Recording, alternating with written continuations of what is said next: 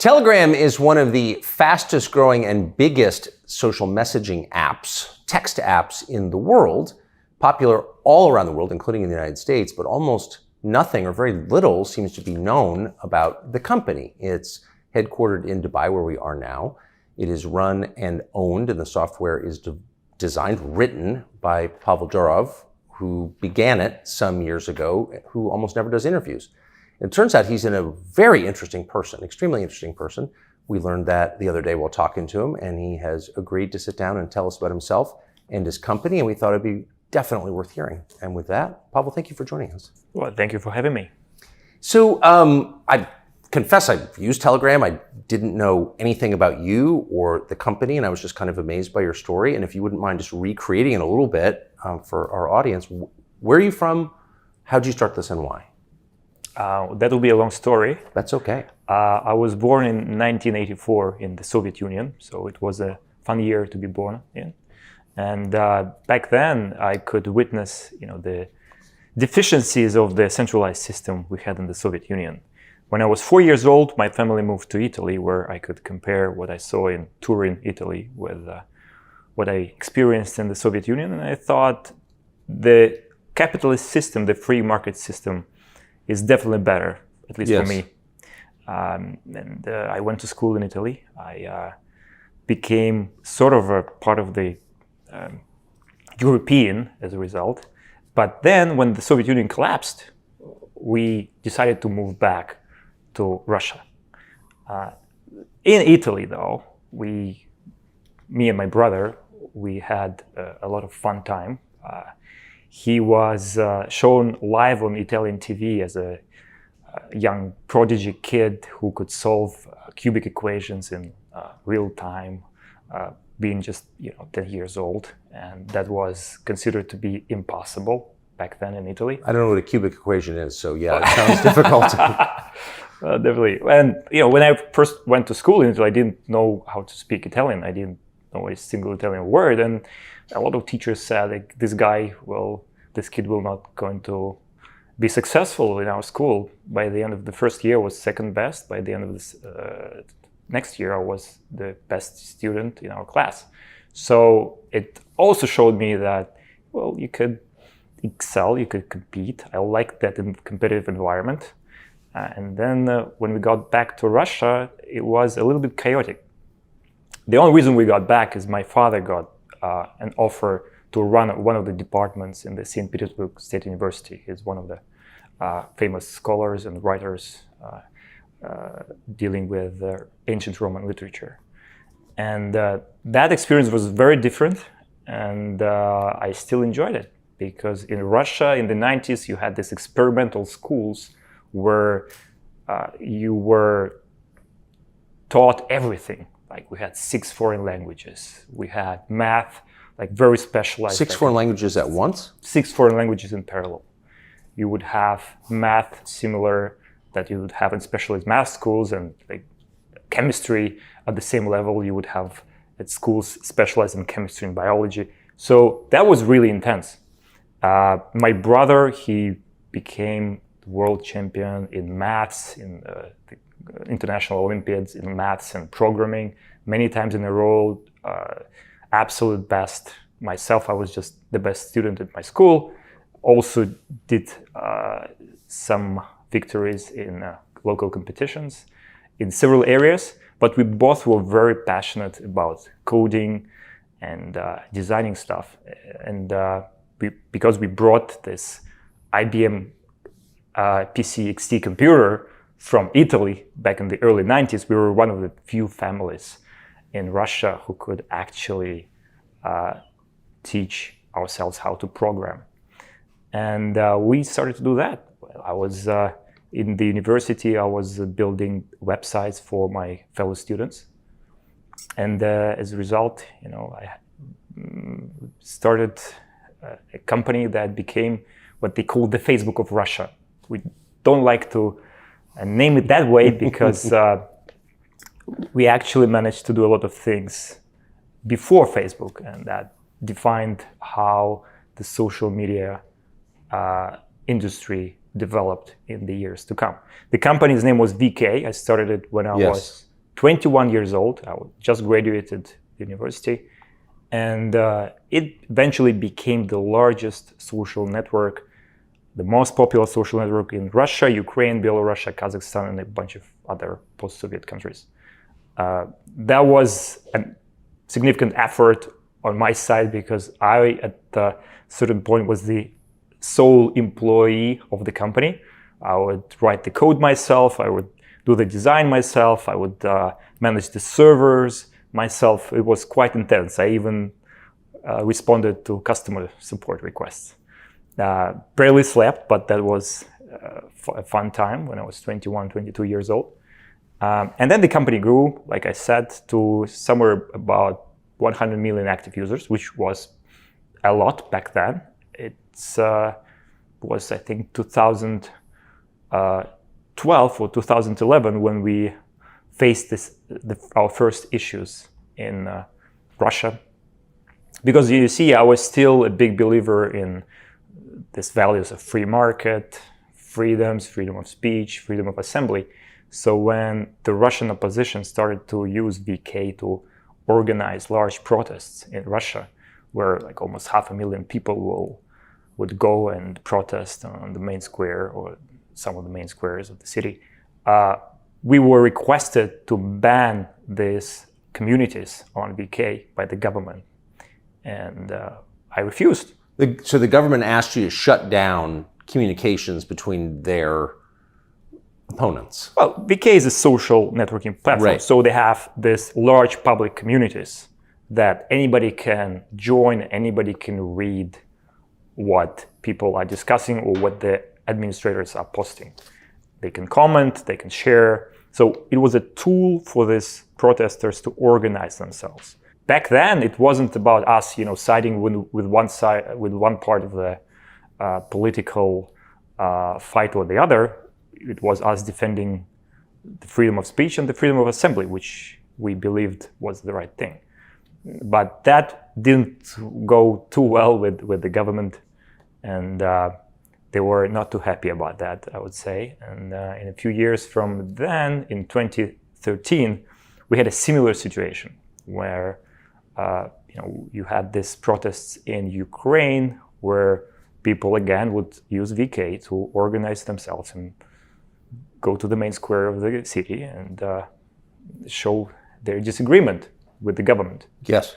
And we received a request/demand from the Russian side saying you have to give us the private data of the organizers of these protests. And our response was, wait a minute, this is a different country. We won't betray our Ukrainian users because you ask us to do that. We decided to refuse, and that didn't go too well with the Russian government as well. So at the end of that year, I had to make a difficult decision because I was offered basically a choice between two suboptimal options. One of which was I would start complying to whatever the leaders of the country told me to do. The other one was I could sell my stake in the company, resign as the CEO, and leave the country. I chose the latter. If I can just ask you to pause, it's a little strange because I have heard people say that Telegram is a part of the Russian government, and you're describing the opposite. You're saying you had to leave the country because you wouldn't bow to their demands. Well, exactly like you're saying, people who have very limited knowledge of where Telegram came from, they would make these claims. They could be encouraged by our competitors who see it as an easy way to discredit us because Telegram is spreading like forest fire. 2.5 million users sign up every day, and we're sort of a threat. So I'm not surprised there's this perception, because our competitors, they spend tens of billions on marketing, and they're known for using PR firms to also engage in campaigns like that. So how much do you spend on marketing? Zero. $0 in dollars? $0. We've never spent anything on acquiring users for marketing purposes. We never promoted Telegram, on other social platforms in any way. This is very different from other apps. You could see them being promoted here or there. Telegram is different. All of our growth is purely organic. And we got to almost 900 million users without having to spend anything on ads to promote Telegram. Amazing. I'm sorry to interrupt your narrative. Sure. No, it's just interesting because I have heard people say that, but it sounds like the opposite of the truth. So you decided to sell the company, resign as CEO, and leave your country. Yes, that's what I did. It was a bit painful because obviously my first company was my baby. I created my stuff. There was a lot of creativity, time and effort invested in that platform. But at the same time, I understood that I would rather be free. I would want to take orders from anyone. And I left behind probably a comfortable life. But for me, it was never about becoming rich. For me, everything in my life was about becoming free. Yes. And to the extent it is possible, my mission in life was to allow other people to also become free, in a sense. And using the platforms that we create, or I created, my hope was that they could express their freedoms. This is the mission of Telegram, and it was also, in part, the mission of my previous company, VK. We wanted to pause this interview just for a minute to point something out. When the Russian government asked Pavel Durov to use his social media company to censor its political opponents, he refused. He said he would rather resign and leave the country where he was born than participate in something like that. Such was his commitment to free speech. Now, you got to compare that, what he did, what Pavel Durov did, to what Mark Zuckerberg did, or Parag Agarwal, the guy who ran Twitter before Elon Musk bought it. Both of them have collaborated with governments to censor people, and that's shameful. So we believe Pavel when he says that his app, Telegram, will be a bastion of free speech, because it has been, and we believe him because he's shown how committed to that he is. So we've decided that we're going to launch with pride our own Telegram channel to give one more avenue to reach people with our content free from censorship. So if you're on Telegram, we ask that you would subscribe to our new channel by searching for our username listed below. We're honored to be doing this. We're going to get back to our conversation with Pavel Durov. So you start Telegram after you leave Russia, correct? Yeah, so the idea for Telegram came when we were still based in Russia. Because at some point we had this very stressful situation where armed policemen would come to my house, try to break in, because I refused to take down these opposition groups that I mentioned earlier.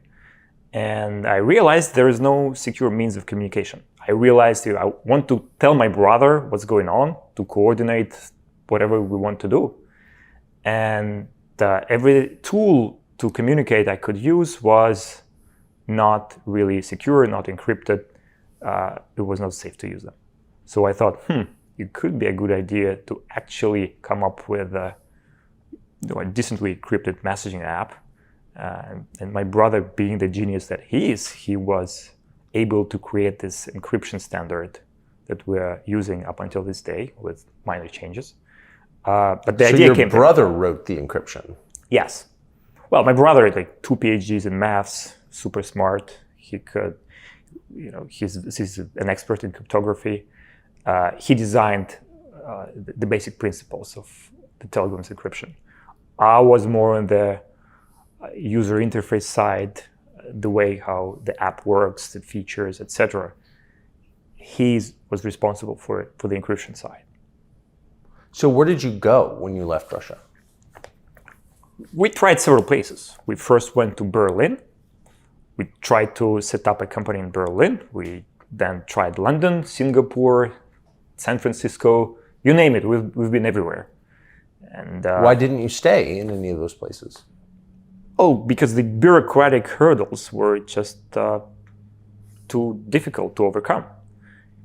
I was bringing the best in class programmers in the world to these places, and I was trying to hire them from a local company. And the response I got in places like Germany, for example, is that no, you can't hire people from outside of the European Union because you should first run some newspaper ad in the local magazine, whatever, and then if for 6 months nobody responds from engineers that are available inside the European Union and Germany, then you're allowed kind of to hire outsiders. And I thought it was a crazy idea because... Why didn't you just say they were illiterate refugees? Well, because we didn't consider ourselves refugees. We were, very successful people. We could have gone anywhere. I know, but if you told them you were illiterate refugees, they would let you stay. Yeah. So you go from Germany to Singapore to London to San Francisco. What happened in San Francisco?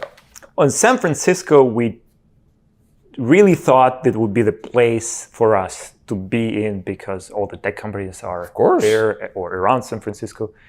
And there were two things that happened that made us think twice. Well, one thing is pretty obvious. I was in San Francisco. I got attacked on the street after visiting, I think it was Jack Dorsey in Twitter, in the Twitter's office. And I was walking back at 8 p.m. To my hotel, and I got attacked in the street. This is the only country where I got attacked in the street. What happened? Just three big guys tried to grab my phone from my hands. I was tweeting about the fact that I just met the founder of Twitter. That seemed like a right idea for me back then to do. And I got attacked. I didn't want to let them have my phone. They probably didn't expect resistance. So I snatched my phone back. There was a short fight with the guys. There was a little bit blood involved. But I managed to run away and decided I should probably stay. They probably don't mug a lot of Russians. They might have been surprised. Well, they were much taller than me, I must bet. admit. And there were three of them. But I think I put up a good fight. Were you surprised that this happened in San Francisco? Completely. Yeah. It was a shock to me because I traveled a lot. That was the first place I got attacked. And I thought, all right, maybe we shouldn't look at San Francisco. Maybe there are other places in America where you don't get attacked? Yeah, exactly.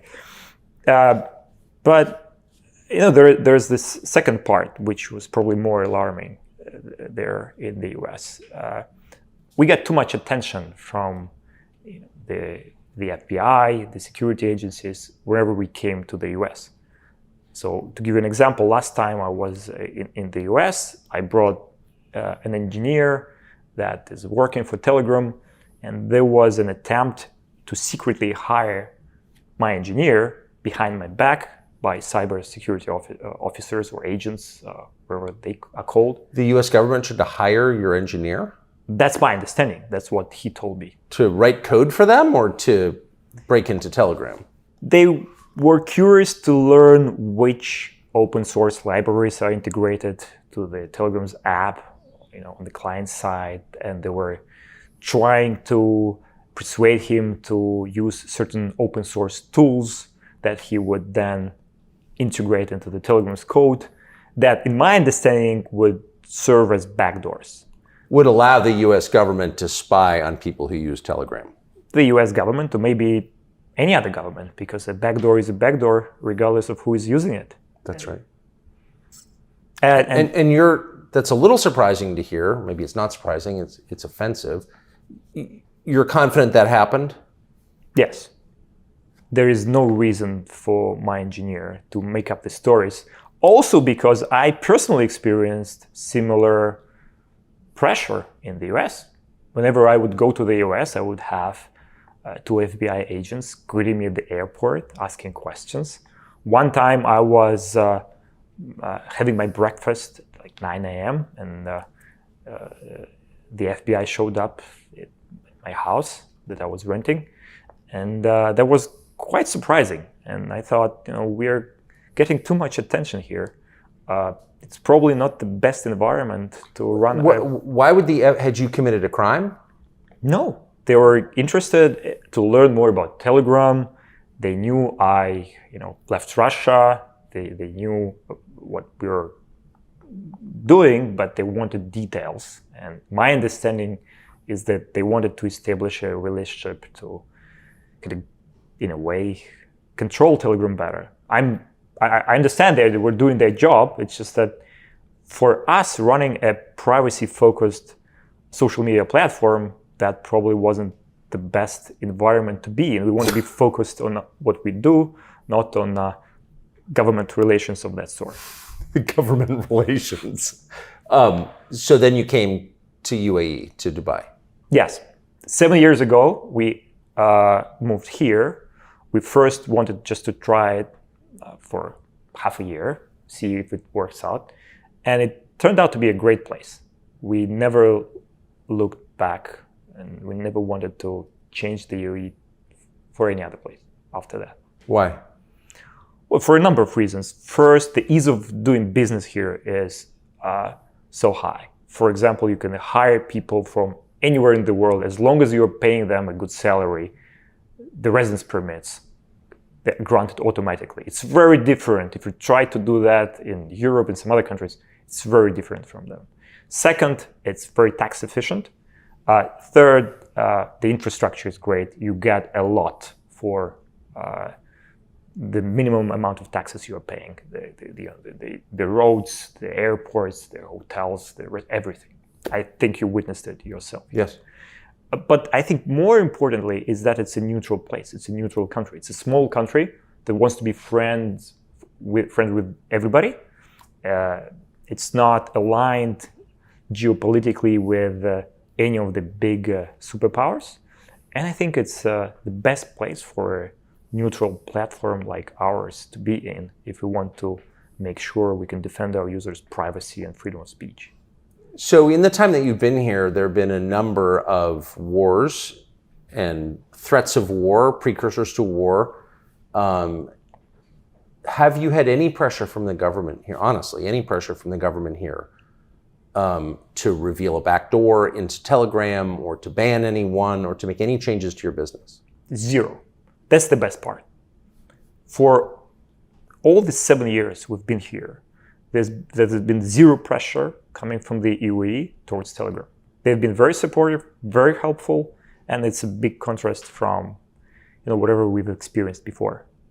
What about what you've experienced since you moved here in those 7 years? Have you come under pressure from other governments under whose jurisdiction you don't fall, but to accommodate their demands?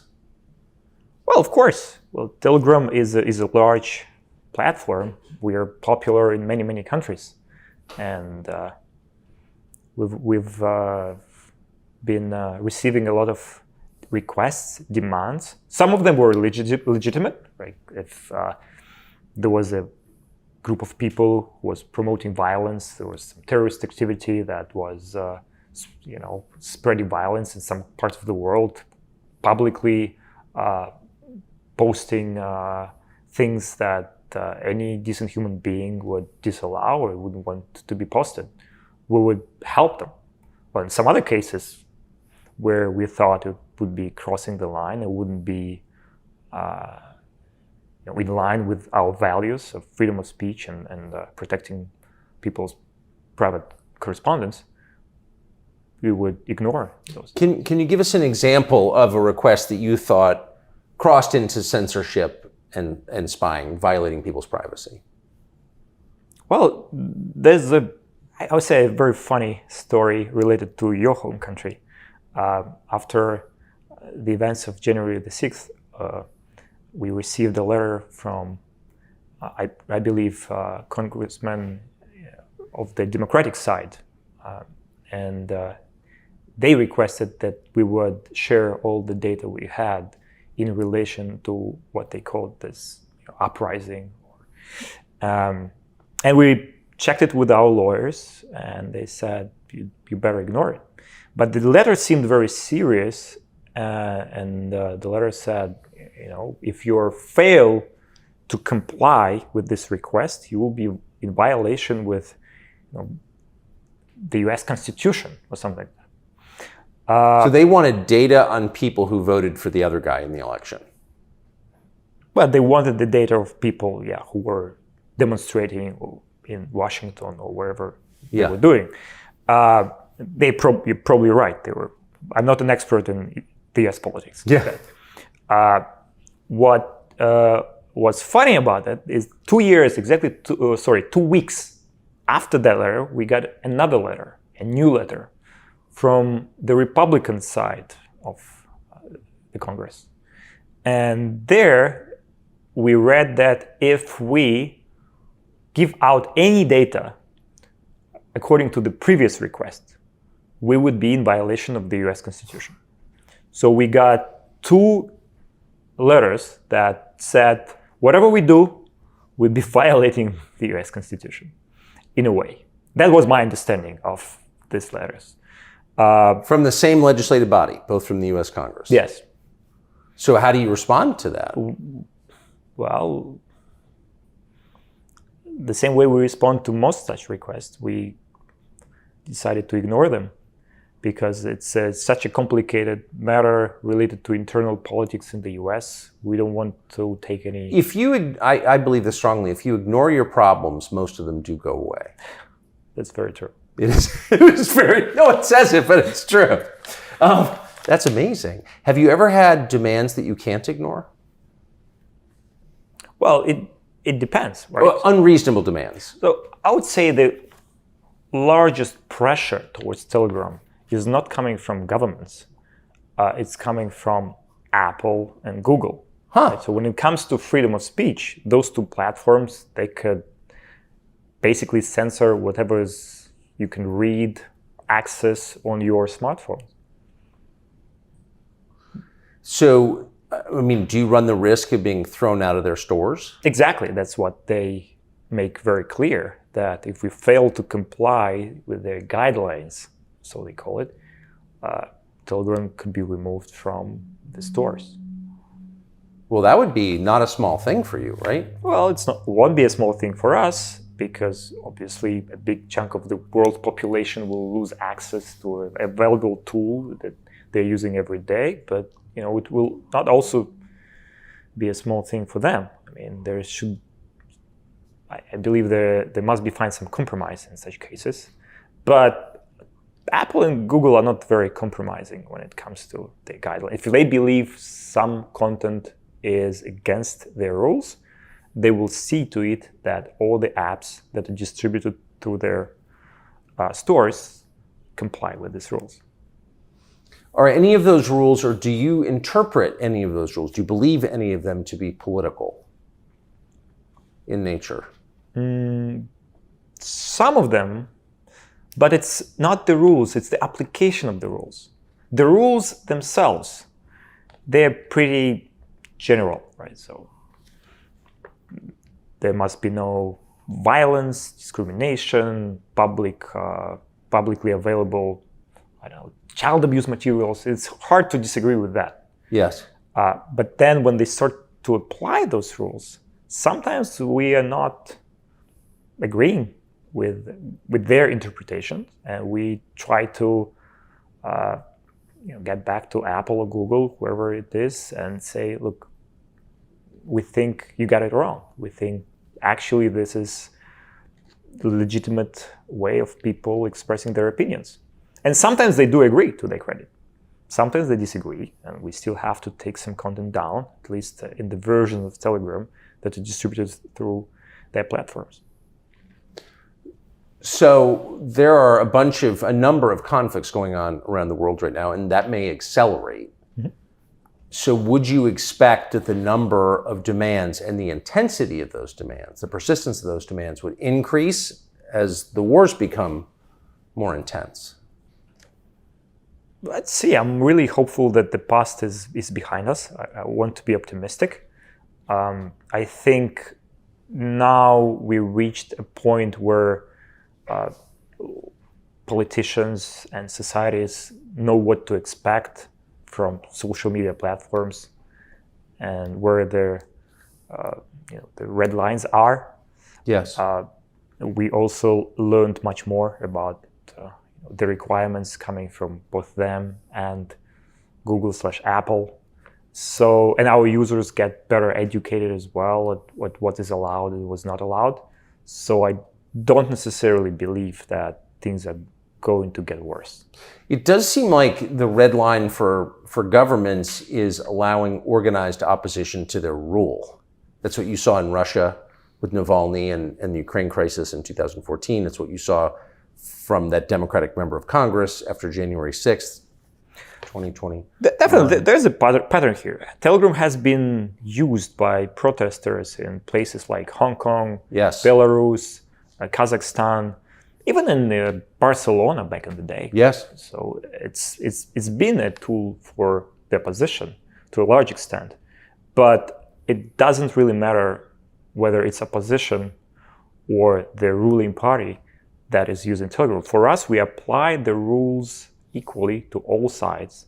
We don't become prejudiced in this way. It's not that we are rooting for the opposition or we are rooting for the ruling party. It's not that we don't care, but we think it's important to have this platform that is neutral to all voices, because we believe that the competition of different ideas can result in progress and a better world for everyone.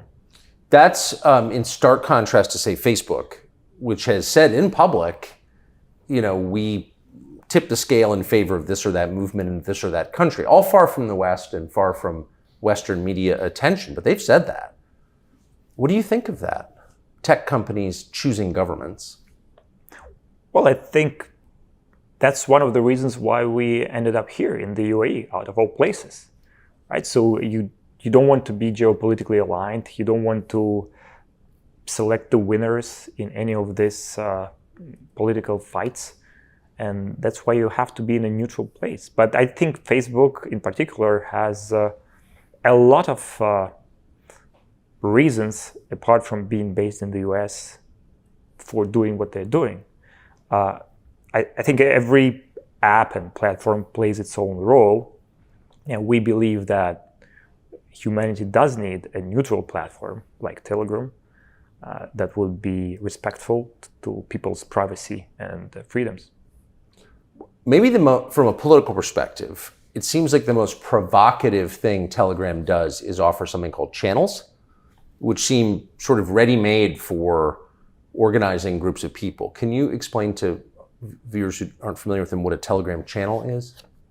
Yes, so Telegram channel is a one-to-many broadcast tool that allows people to quickly disseminate any message to millions of people. So there's a channel, people subscribe to it. It's a one-way communication, meaning a channel can be used by, say, a president or a head of state, and everybody else will not be able to send a message to the president, but the president will be able to send a message to all of the people who subscribe to his channel. Yes. Or her channel. So the point here is channels are so easy to use, and they're so deeply integrated in the messaging user interface that they became extremely popular. So you receive it like a text. Exactly. Yeah. So it's a very familiar form for a lot of people. And since we launched channels 8 years ago, I believe a few other apps, popular apps, followed in our footsteps and copied that feature as well. They're not nearly as advanced as what we have, but it shows that it's a really high quality and demanded feature that the world needs. I think it's interesting, and you don't have to answer any of these questions if you don't want, if it's too personal, but you're the owner, you own it. And it's very unusual, in fact, I've never seen it, to have a large business like this owned by one person. Why didn't you take, and you could have cashed in on private equity money along the way, but you didn't. Why didn't you? Well, that's true. As of now, Telegram was 100% owned by myself, which is, like I said, quite unusual. Well, I've never heard of that before. The reason I tried to stay away from venture capital money, at least at the early stages of our development, is because we wanted to be independent. We knew that our mission and our goals are not necessarily consistent with the goals of funds that could be investing into us. And also for me, it was never about money, right? So I have a few $100 million in my bank account or in Bitcoin since 10 years ago, and I don't do anything with it. I don't own any real estate, jets, or yachts. I don't think this lifestyle is for me. I like to focus on what we are doing with Telegram. You don't own anything? Like big assets? You don't own no big assets. Exactly. An island in Hawaii or no land, no real estate, nothing. Why? Well, because for me, my number one priority in life is my freedom. And once you start buying things, first it will tie you down to a physical location. In my view, it's my personal view. I don't have nothing against people who are buying real estate, but in my personal view, it would be like this for me. And the second reason is I like to stay focused on what we do at Telegram. So I know that if I buy a house, I buy a jet, something like that, I would be spending time on trying to make it nice. And this will require a lot of time and effort. Would you go with leather seats or velvet seats? Exactly. And you're not even going to choose. Yes. For me, I would rather make decisions that would influence how a billion people communicate rather than choosing the color of seats in the house that only I and my relatives or probably a bunch of my friends will see. Interesting. And you didn't take, because I just have to say it a third time, haven't seen this before. You obviously were famous as a young man, as a company builder and entrepreneur. And so you could have really taken a lot of money and you didn't, because you didn't want to be controlled? I just didn't see any reason to do that. I had enough money to get by. Well, to be completely fair, Telegram did take outside money. We issued bonds 3 years ago. So we raised debt. And that was... And before that, we had a cryptocurrency project that also raised some funds. So there were instances where we raised outside funding. But when it comes to company equity... Yeah, you didn't give up ownership. We didn't give anyone ownership or voting control or anything like that. Because we also believe in efficiency. I think that having myself as the sole owner, director, and product manager for this extensive period of time in the company's development allowed us to move faster and be more efficient. How could you be the only product manager? Are you still the only product manager in the company? Exactly. I still come up with most of the features. I still work directly with every engineer, every designer who is implementing these features. I'm running this company because I enjoy it. I'm the only product manager because I think this is the way I can contribute. How big is your HR department? Zero. Well, you could say it's me and it's because the way we hire engineers... No, you need a big HR department. You don't think? You don't suffer without one? We, in a way, decentralized that. We started a platform where we host contests for engineers.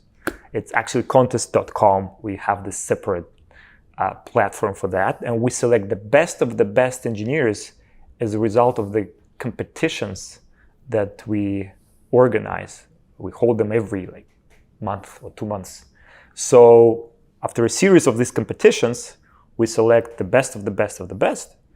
And they then maybe can join our team, which is just about 30 engineers. So it's really compact, the team. Super efficient. It's like a Navy SEAL team.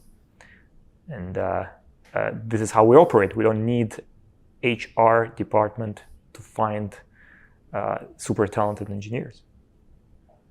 Why doesn't everyone do this? I mean, I look at some of these tech companies, or Elon Musk, famously, when he showed up at Twitter, I mean, there were people doing things that he didn't even know what they were doing, and they didn't know what they were doing. They were like, there was a world peace department and a foosball department. And why doesn't everybody run their business like you? Well, it's an interesting question. I think it all boils down to the question of independence, in a way. I asked this question to the predecessors of Elon. Jack Dorsey. Jack and his predecessor as well. And what'd you say? Dick Costello, I think, right, yeah, his name. And this Jack, he told me that if I told him, look, you can run this company with 20 people. You don't need so many people here. And the response was, I agree with you, but if we start firing so many people, it will make the Wall Street scared. They will think something's very wrong with the company. And we don't want to do that. And that's why we gotta keep all these employees around. So to keep the stock price high, he had to run it inefficiently. I mean, that's what you're saying. If I understood him correctly, that's what. But to his credit, Elon has to take Twitter private before he could do all the regulations he did. There's something sort of profound in what you're saying. I mean, the whole point of a publicly traded company, or one of the points, so the public can participate in the ownership of the company, but also so outsiders can assess the operations of the company. And so there's transparency. So we know how the company is run because it's owned by the public. And so it would be, by definition, more efficient, you would think, but you're saying that it's wildly less efficient, that you wind up with a foosball department when it's publicly traded, but when it's privately held, you don't. I mean, that's kind of the opposite of what you would think, right? Well, I guess most tech founders would actually agree that running a public company is less efficient than running a private company, because you have to be accountable to much more people. There's a lot of redundancy, bureaucracy involved. So from a purely efficiency standpoint, I would argue, and I think a lot of people would agree with me, that running a public company is suboptimal. However, there are other advantages of getting listed. And of course, that is relevant when you want to acquire other companies. Cash. Yes, right. You can have access to cheap capital. Or, there's a lot of things you can do. But you don't want to do any of those things. Well, not presently, definitely. I am enjoying running my company in the way it is. Well, who knows what the future holds, but as of now, I think we are doing a great job with Telegram. 900 million users. We'll probably cross 1 billion monthly active users within a year from now. So I think we're doing great. Why would we lose this momentum right now? Can I just go back to something you said at the outset? You don't have an HR department. You only have 30 engineers working for you. You run the products, you own the company. Such a tight organization, but how do you get new users if you spend zero money for acquisitions? If you're not advertising, if you're not paying to bring people in, how do you do that? How do you get to 1 billion for free? Well, because people love our product. What we realized pretty early on is that people are smart. People like to use good things, and they don't like to use inferior things. That's why whenever you have a person who started to use Telegram, and they're there for a while, and they start to discover all the features, all their, the speed, the security, the privacy, everything that we have, they don't want to go back, and they start inviting their friends, recommending them, oh, you should really check this app out because it's so much better than everything else, and also because people realize that whatever messaging apps they're using right now, they're like 5-6 years behind. They're copying what we did 6 years ago, and that's not a very high quality copy that they make of our features. So people love quality. That's why they move. They also love the independence. They also love the privacy. They love the freedom. There are a lot of reasons why somebody would switch to Telegram from other apps. So one of the things we learned when Elon Musk bought Twitter is that the intel agencies, not just US, but a bunch of other countries, the usual suspects, were all over the company. I mean, some of them were present working at the company. They had access to the direct messages. You can just imagine, well, because you run one, But the wealth of data flowing through would be of great interest to governments. Does that make you paranoid that you'll be penetrated? I mean, I assume governments would like to know what's going on sort of privately on Telegram. Well, there's definitely a lot of responsibility that we have on our shoulders, and I wouldn't say we are paranoid, but I think it makes sense to stay prudent and not being too accessible, not traveling to weird places. You don't travel to weird places? I hope not. Like I travel to places where I have confidence that those places are consistent with what we do and our values. I don't go to any of the big geopolitical powers of the countries like China or Russia or even the US. So you don't go to the US? I try not to. I can go, but it's too much attention, like I described before. Yeah, because at some point, if you run something like this, you're a player in world politics. I mean, whether you want to be or not, don't you think? We definitely don't want to be a player. We want to be a neutral platform that is impartial and doesn't take any side. But you're probably right that there's some role we have to play. Well, not taking a side is the one thing you're not allowed to do, right? I mean, aren't you required to take a side in the modern world? I think that's a big problem, because I think that kind of attitude can result in our world becoming a more dangerous place. Because at the end of the day, we all have to try to understand each other and try to get closer to each other in terms of getting to know the positions of the other people, even though they're drastically different from our own positions. And that's how we get to some compromise and move forward. If we're strictly divided and everybody is required to take a side, I mean, we can't take a side, because we are this platform that people should use to collaborate and to find common ground and hopefully to move forward. If we lose that, we can end up in a much more dangerous place. How often do you intersect with the National Security Agency, NSA?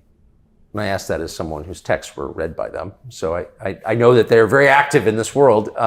What's your experience been? Well, I think the NSA is not an agency that works with you directly, right?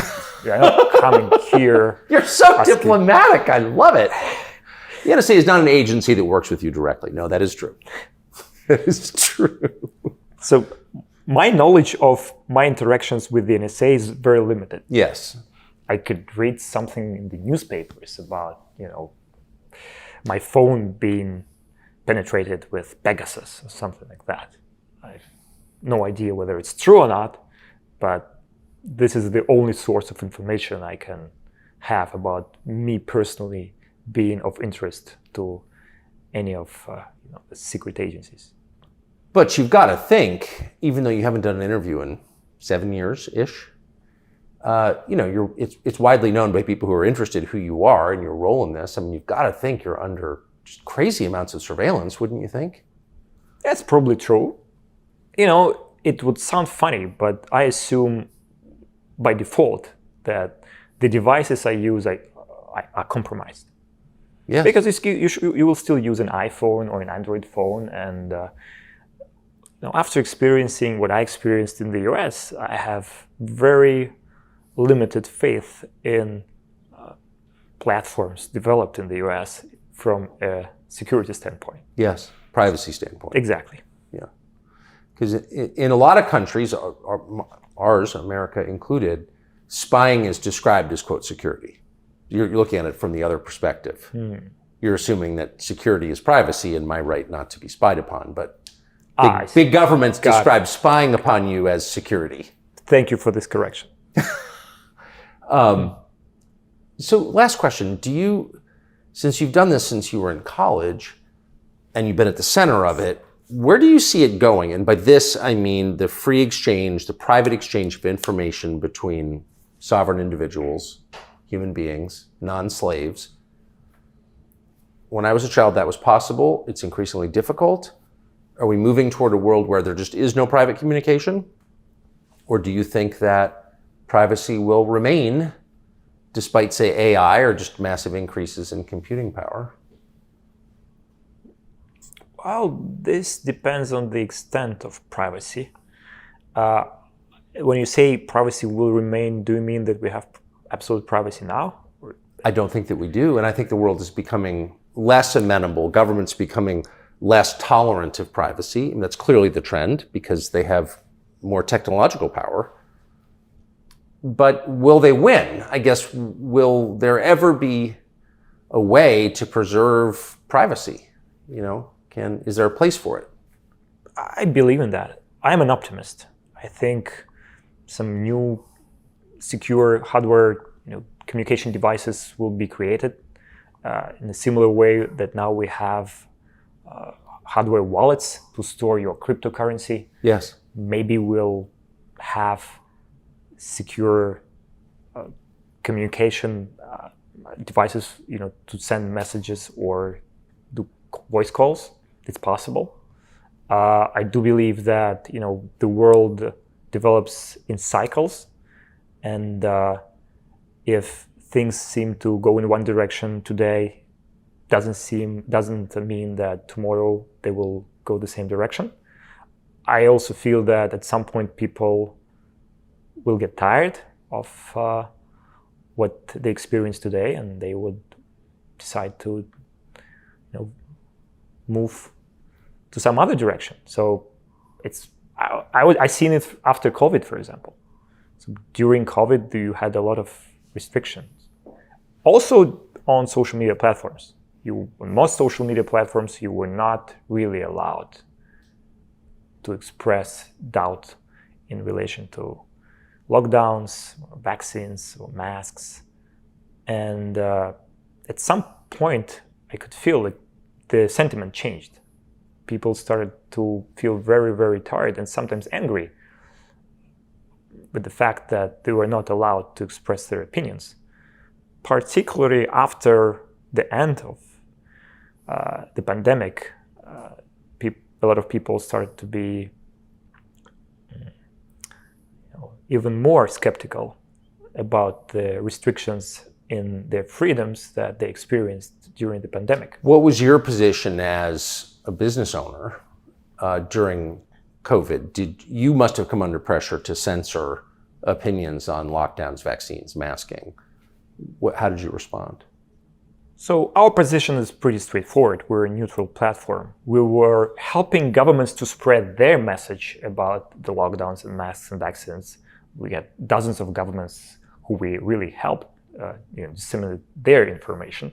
But we also didn't want to restrict the voices that were critical of all these measures. We thought it made sense for these opposing views to collide and hopefully see some truth come out of those debates. And of course we got criticized for that, but looking back, I think it was the right strategy. So you allowed people to voice doubts about the so-called science throughout the experience? Exactly. During the pandemic, I think we're one of the few, or maybe the only major social media platform that didn't take down accounts that were skeptical in relation to some of these measures. So why are you not famous and treated as a hero in the United States? Shouldn't there be a parade in your honor? If you're the only social media platform not to take down what turned out to be true, or to some extent true, certainly more true than the CDC guidance. I mean, why weren't you Times Man of the Year? Why isn't your face on the nickel? I'm not an expert in the US politics.